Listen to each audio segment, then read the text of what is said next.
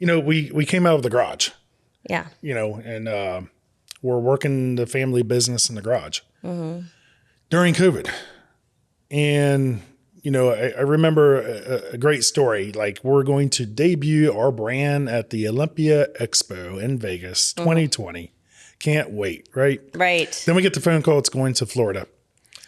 Because remind everyone. Because we're going through COVID and the audience is reduced in Vegas and Florida's wide open. Like, bring all the people you want.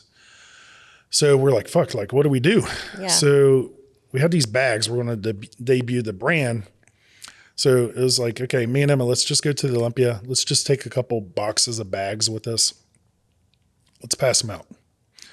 I come from automotive business, 26 years. I have a partnership into these shops. And, I'm working still in automotive business.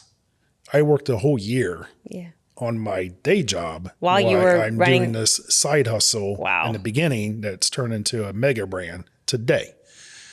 And that would be another key of like, how do you make this successful? Well, don't quit your fucking day job. Right. Okay. So we're working out of the garage. Me and Emma go to the Olympia, take a couple bags. This is back when everyone converted over to social media. That's how we communicate. I can't go to gyms. They're locked down. So we're like, listen, and it's even today, it's never been about the money. Right. This brand, if it was about the money, I'd stay in an automotive business because I was making money I could not spend in a month's time. This was about building something with purpose that I had passion for, and I wanted something to make my mark. So we go to the Olympia. I said, we're going to hand these bags out for free. We're going to find Olympians on social and just get the word out. So me and Emma we're at the expo, we're meeting people, we're passing out bags. We go to a gym, we're passing out bags. We go to, back to the host hotel and we're just popping all over the place. And word gets out like, hey, these two people are like giving out free bags. That's brilliant. And people start hitting us up. Really fast. Did you think of this yourself, or was there another brand that was doing this that gave you the idea? Right. And I think that's with everything, right? Is like you learn about something that someone else did and you do it better. Got it. And, with, and that is with anything. It's just like the iPhone, right? Like if someone didn't take the original telephone and do something with it, and then someone else picked up where that person left off, and, then we wouldn't be where we're at You today. did it, but you did it better. Did it better. Yeah. Yeah. So, and some high level athletes reached out to us directly. Nice. Hunter Labrada, one of the athletes, Reagan Grimes, another athlete, hit us up and, to get a bag. So, we're passing these out. My only ask was, hey, like if you love the bag, can you post for us? Yeah. And just get our word out. And if you don't like it, you got a free backpack. Like, how can you lose? Right. And then someone hit us up to meet us at the gym, and we're at the gym out in the parking lot, and I got the trunk open because that's where the backpacks are. You're doing a deal. And it looks like a fucking drug deal. So the guy's out there and he's like, how much for the bag? And in my head, I'm like, this motherfucker wants to buy it. Like I'm like a kid in a candy store. And I'm like, $100. That's the first thing I just said. And he pulled out. You hadn't thought of the price before he asked you? I wasn't planning on selling the bags. So on the spot, you thought of the price. Said, yeah, $100.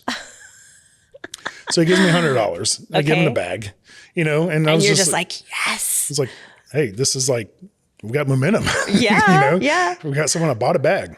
That first sale is like the proof of concept. Right. But let me back up a little bit. When we first turned on the website, this was the day. This was the day the website's going to get turned on. Right. And sales orders are going to flood. Right. And, so we kicked it on. I'm getting ready for work. Nothing's happening. Going to work. Call my wife and like, hey, how's everything? No orders. Like, and no one's on the site. Like it tells you how many people are on the site too, right?